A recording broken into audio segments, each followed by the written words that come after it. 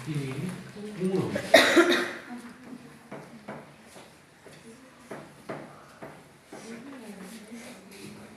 ठीक है, ऐसा वाक्य इसकी मीनिंग क्या होती है, पूर्ण होती है, उसको हम क्या बोलेंगे, इंडिपेंडेंट क्लॉज बोलेंगे। जैसे एग्जांपल देखो, एग्जांपल जैसे मैंने बोल दिया कि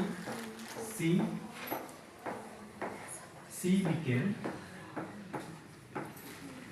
became an IAS officer, an IAS officer।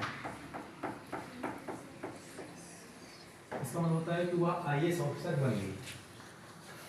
इस वाले वाक्य की अपने आप में एक पूर्ण मीनिंग है। ठीक है, इस बात को पढ़ के लगता नहीं कि बात क्या रहा है। ठीक है, वह IAS बन गई, ये बात पूर्ण है, इसकी मीनिंग पूर्ण है।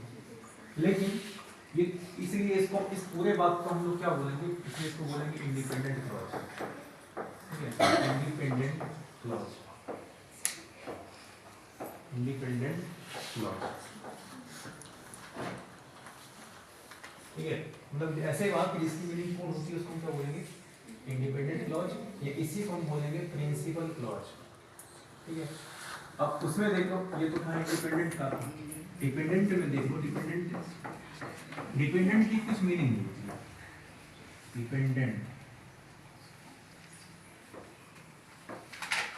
डिपेंडेंट क्लॉज, इसकी कोई मीनिंग नहीं होती। देखो, इस वाक्य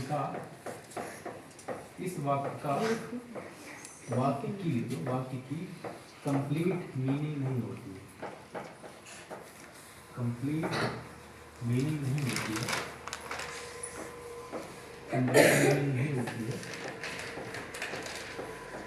नहीं होती है, एवं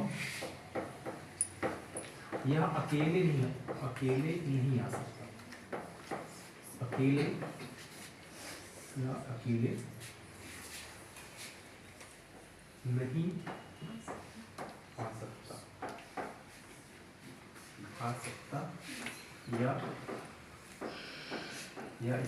या इसका एक स्वतंत्र अस्तित्व नहीं होता, इसका एक स्वतंत्र अस्तित्व नहीं होता, स्वतंत्र अस्तित्व नहीं होता, अस्तित्व नहीं होता।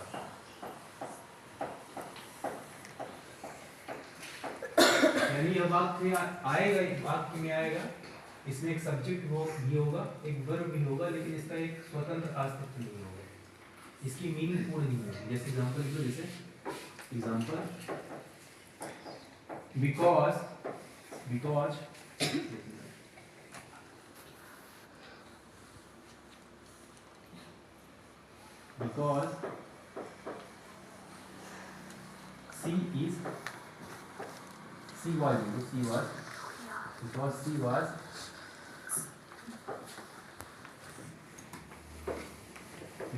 she was intelligent।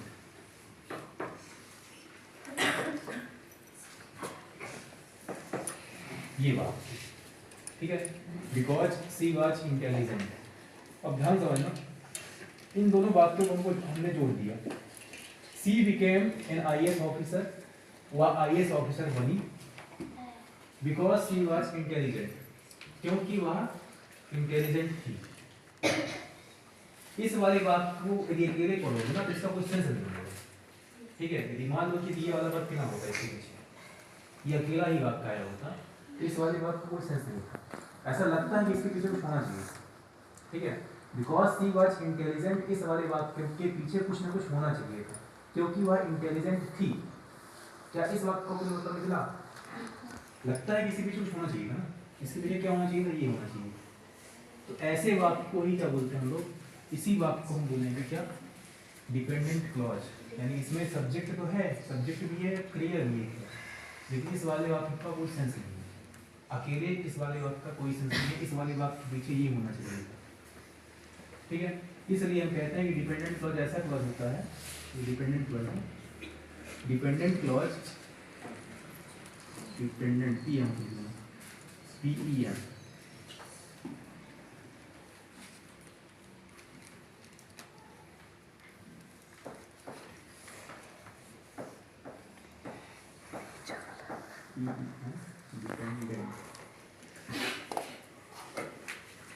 ठीक है, यानी ऐसा इस वाक्य की कंप्लीट मीनिंग नहीं होती है एवं यह अकेले नहीं आ सकता है।